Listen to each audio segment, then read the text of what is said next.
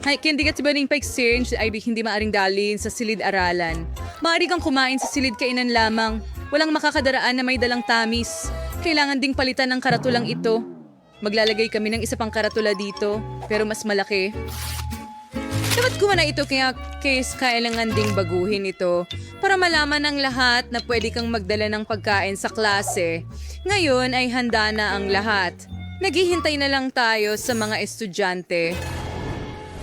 Kailangan mong magbigay ng abiso. Hello, Miss Monica. Grace, bakit ka nakasuot ng guwantes? Nasa paaralan tayo, hindi sa kalye. Nasaan ang iyong mga kamay? Oh, nagpasya kang magdala ng cake sa opisina? Hindi mo pwedeng gawin yan. Hindi ko ito ipinasa pagkatapos ng lahat. Tigil! Ano ang kinukuha mo? Ha? Ano yan? Globo ba? Tingnan natin. Tama yan, hindi ka makakatakas sa akin. Walang cake sa silid-aralan. Sige, pasensya. Sige, tingnan natin. May iba pa bang magdadala? Pagkain sa silid-aralan? Kaya kong gawin yan. Makakalusot ako sa kanya. Anong nangyayari? Grace? Hi, Miss Monica. Sisibi ko din Naoki. Mufiba Katie. Papakagandang araw. Ano? Hindi, sobra na ito. Hindi ko pinapayagan ang mga ganitong matamis sa aking paaralan. Sa wakas, kumana Kaya kong tumawid gamit ang cake. Oh, nahuli ko rin. Bumalik si Grace na may Hindi ko siya papapasukin sa silid-aralan. Hulihin mo ang sagot, miss. Tumatalon sa akin ang aking bubu! Ang cake ko! Tiyak Aray! na isang strike ito.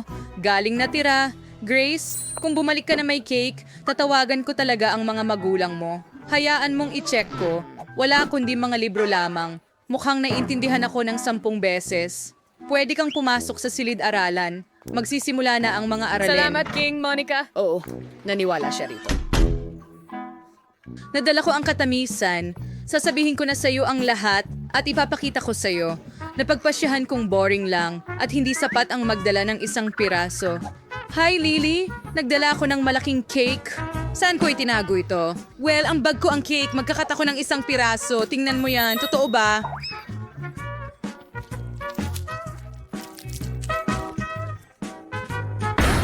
Talaga bang naipasok mo ang cake? Diyos ko! Oo, may ilang pagtatangkang hindi naging matagumpay. Pero nagawa ko pa ring malampasan ng guro. Pero ngayon, meron akong cake na ito. Astig. Gusto ko itong tikman. Lily, tara na. Ang sarap. Ang galing. Bigyan mo ako, please. Siyempre, heto na. Salamat. Oh, ang sarap, ang galing. Napakahusay at sobrang sarap.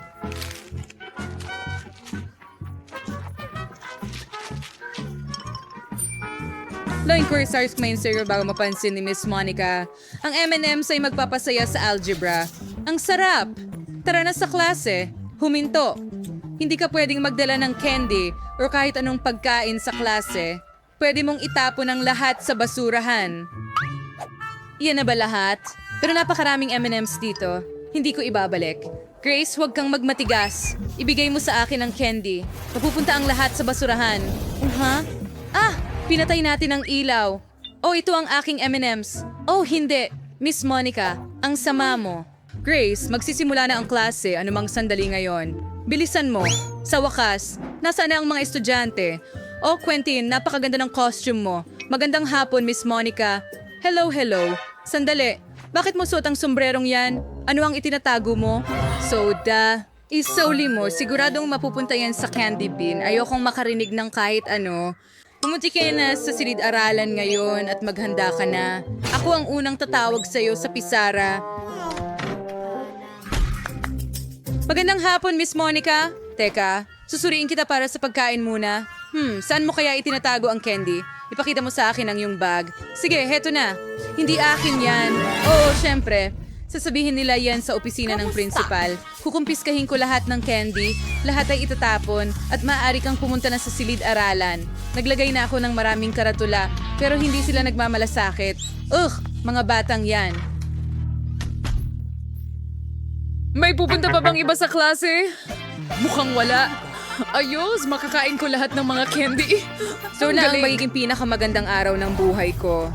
Lahat ng mahal ko ay akin at nandito. Malulunod ako sa tsokolate. Mas gusto kong umuwi at subukan ng lahat kaysa pumunta sa silid-aralan. Miss Monica? Oo. Pwede natin kunin ang mga candy. Oh, halika. Mga babae, halika. Manahimik lang kayo para hindi siya magising. Tara na. Namiss ko ang chewing gum. Gusto ko ba't hag sa mga klasiko. Nandito si Miss Monica. Miss Monica, pwede na po ba akong pumasok sa klase? Taos lang ang inspeksyon. May dala kang candy, aminin mo. Alam kong may mga tsokolate na nakatago sa mga bulsa mo. Kukunin ko na ang lahat ngayon. Halika na. Oo, nahulog. Magaling. Perpekto. Ngayon ay malinis ka na. Pwede ka nang pumasok sa klase. Ang mga tsokolate ko. Siguradong kukunin ni Miss Monica ang lahat. Kailangan kong makaisip ng ibang paraan. Oh, eksakto. Meron akong magandang ideya. Maaari akong gumawa ng makukulay na huba-buba na mga kuko. Magmumukhang totoo ito at malalampasan ni Miss Monica ito. Subukan natin sa mga kuko ko. Perpekto. Tigil na ang pagtingin sa latag yung... Para sa bigyan sa ng dog. Fireball. Priya? Oh, Mering. Walang anuman. May tinatago ka ba sa bibig mo? Wala naman.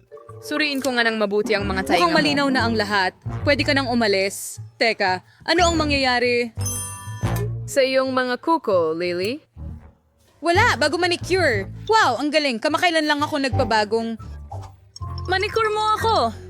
Halika na, Lily. Nandyan na ako. Oh, ang ganda ng kuko. Wow, nakapagpuslit ako ng chewing gum. Grace, tignan mo ang bago kong manicure. Wow, ang ganda niyan. Oo, pero makikita mo, mga nakakain na kuko yan. Kaya ko bang... Ano? Paano nangyari ito? Oo, tama yon. Mga kuko sila nagawa sa chewing gum at hindi man lang napansin ni Miss Monica. Nakapasok ako sa silid-aralan ng ligtas dala ang mga candy. Oo, masarap. Hindi ako makapaniwala sa aking nakikita. Pakiramdam ko nagkasala ako. Grace, ayos ka lang ba? Sa bagay, kakainin ko ang aking merienda. Nakakatawang video ito. Kailangan kong ipakita kay Quentin na tumatawa. Oh my God, astig. Oh, tingnan mo yan, haha. Sobrang nakakatawa.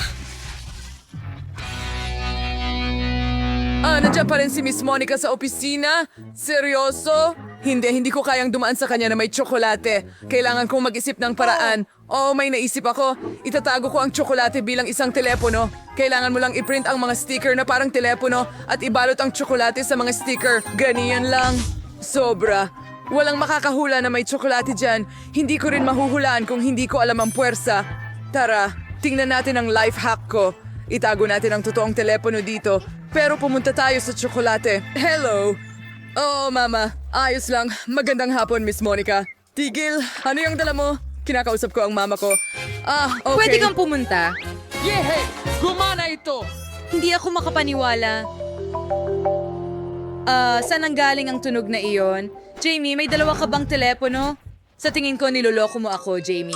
Ilabas mo kung ano ang nasa bulsa mo. Alam ko na ang tunay na telepono ay nariyan. May dalawa akong telepono at tinatawagan ako ng mga nanay sa pareho. Hindi, naintindihan ko ang lahat. Isa sa mga telepono ay tiyak na nakakain. Ibigay mo sa akin. Magkapareho ang hitsura nila. Pero ito ay talagang, hindi ito tsokolate. Ang ngipin ko. Sige. Pwede ko bang kunin ang aking telepono? Salamat. Ay, nakalimutan kong magtanghalian, kaya kumakain ako sa klase. Nanayab pala't malapit sa opisina. Hindi. Si Miss Monica na Anong naman. sinasabi mo? Tsokolate? Hindi pwede, Grace. Sige, pasok ka na, Lily. Hindi ka rin pwede sa popcorn. Nako. Quentin, pupunta ka ba sa study or sa dining room?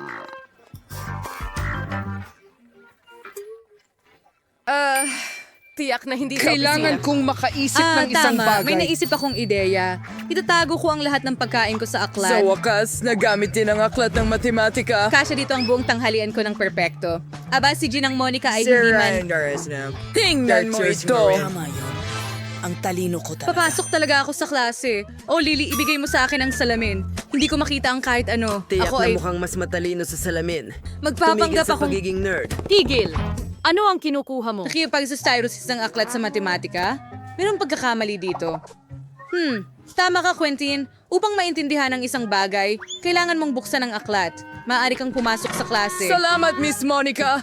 Akala ko napansin niya. Huray, pumasa ako! Ngayon makakakain na ako ng maayos. Hindi ko na kailangan ng salamin. Gutom na ako. Sobrang gutom. Simulan natin sa mga nuggets. Amoy masarap talaga. Quentin, paano mo nadadala ang McDonald's? Gusto ko rin. Ang sarap. Tuwang-tuwa ako. Diyos ko, Quentin. Paano mo nagawa yan? Isa kang alamat. Tara! Mga kaibigan, pasok na. Nagawa ko. At ngayon, makakakain na tayong lahat ng masarap na pagkain. Laging may stock ng paborito kong fantasota sa locker ko. Gustong-gusto ko ito, pero hindi niya ako pinapayagang ipasok ito sa silid-aralan. Oh, Lily, kamusta?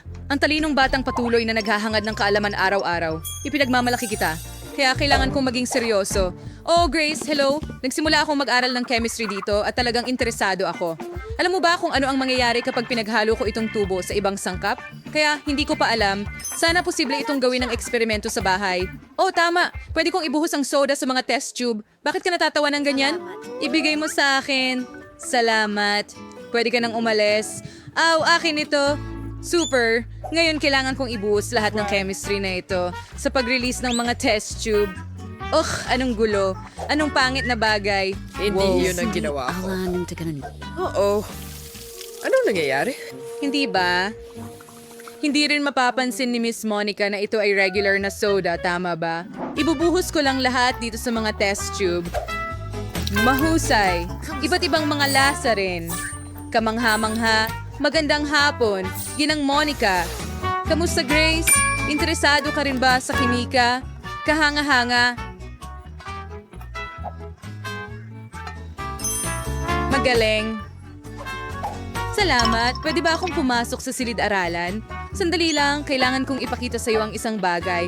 Sumama ka sa akin. Maupo ka. Magugulat ka, pero mahilig din ako sa chemistry kahit nagurong pisika ako. Subukan nating ihalo ang ating mga sangkap. May alam akong isang ligtas na eksperimento. Kailangan nating kunin ang tubong ito, ibuhos dito. Ngayon, kunin mo ito dito at isa pa. Bakit hindi gumagana? Oh, isa pa, please.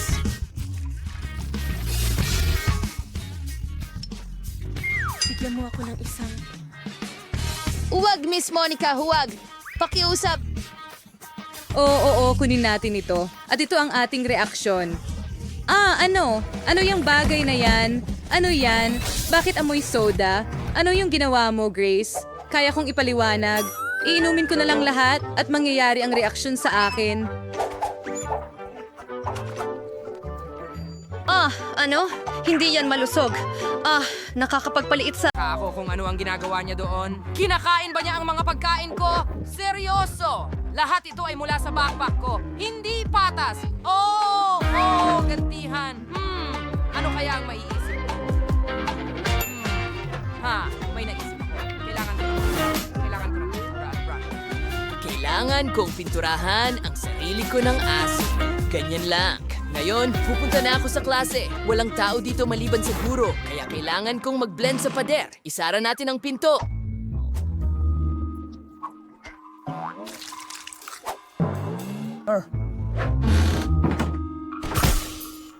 Ano yon? Sino ang pumasok? Wala namang tao. Kakaiba. Imahinasyon ko lang ba yon? Or mga bully na naman?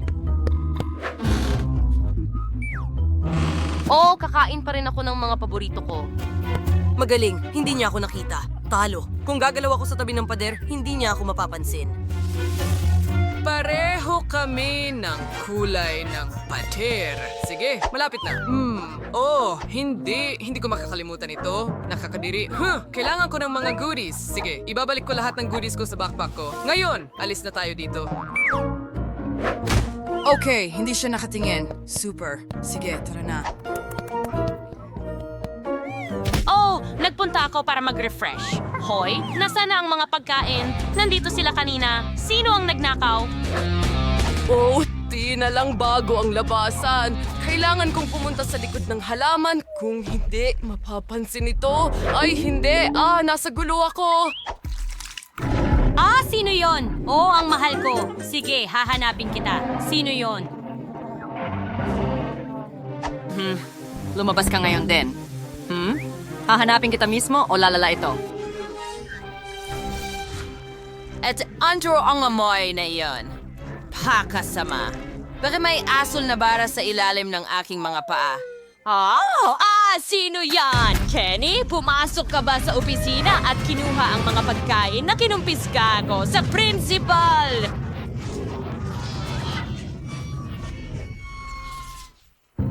Kailangan kong magbihis bilang bersyon ng masamang guro sa paaralan. Si Ginong Fitcher. Kopya niya ako ngayon. Kumatok na tayo. Oo, sandali. Kailangan kong kumuha ng mga bulaklak. Perpekto, mas mabuti na. Ngayon, pwede na tayong pumunta sa babae. Sino ang kumakatok? Dadaling kita sa principal ngayon. Ginong Fitcher, ano ang ginagawa mo sa opisina ko? Wow! Paborito kong mga bulaklak ito. Salamat. Ang bango ay masarap. Pasok ka. Sinabi ko sa iyo na pwede itong gumana. Hindi ako makapaniwala sa aking mga mata. Nandito siya sa tabi ko. Ginoong Fitcher, alam kong mahal mo ako. Bakit pa natin sasayangin ang oras? Magsama na tayo. Hindi pwede. Sandali lang, Miss Brooke. Tama ka, gusto kita. Pero may isa pang pero. At alam kong hindi ka katulad ng iba. Buksan natin ang musika. Mas mabuti na ba ngayon? Ha? Medyo wala pa ako sa ayos. Siguro dapat ibang oras na lang tayo lumabas. Nasa harap pa natin ang buong buhay natin. Oh, Hindi. Bakit magantala? chocolate? Tsokolate. Ang cute. Gusto ko niyan. Sumayaw tayo ng magkasama. Aakayin kita, Ginoong Fitcher. Iligtas mo ako. Pwede bang huwag masyadong mabilis? Masusuka na ako. Tango ito. Isa itong napaka-romantikong, masidhing sayaw, lalo na para sa mga magkasintahan tulad natin. Ano? Hindi ikaw si Ginoong Fitcher. Meron siyang totoong bigote. Sino ka? Aminin mo na ngayon. Pasensya na. Ako si Ginong Fitcher. Hindi. Si Kenny ito. Aminin mo sa punong guro kasama ang mga magulang. Okay, kung hindi niya ako papasukin, nanakawin ko na lang ang lahat ng mga goodies sa pamamagitan ng pagiging ninja. Maglalakad ako na parang anino at hindi niya ako mapapansin. Kailangan ko ng lobit, kaya... Pumunta tayo sa opisina. Wala akong nakikitang tao. Tara na. Aray, nako. Huwag kang lumabas sa karakter.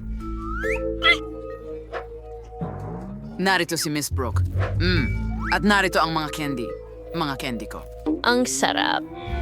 Pero hindi yung patas. Akin ang mga yon. Kailangan ko ng isang... Wow, ruler, super. Ngayon, kunin natin ang lubid at itapon ito. Ganyan lang, gumagapang ako sa ilalim ng kisame. Siguradong hindi niya ako makikita doon. Mas madali ang pagnanakaw ng candy kaysa sa pagnanakaw ng lollipop mula sa isang bata. Pero kailangan ma-distract si Miss Brooke.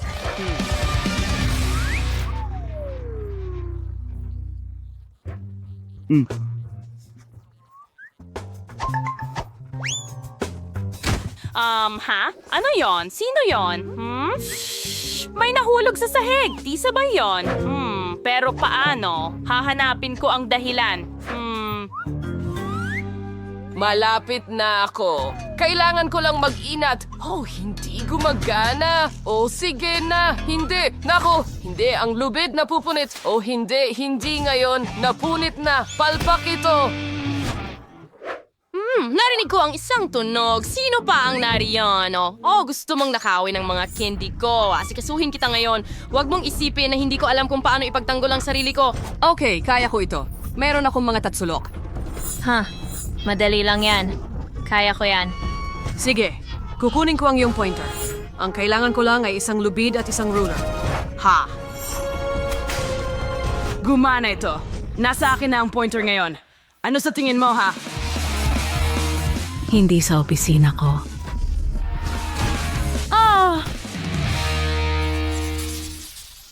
Hindi ko na alam kung paano makuha ang mga goodies. Walang pumapasok sa isip ko.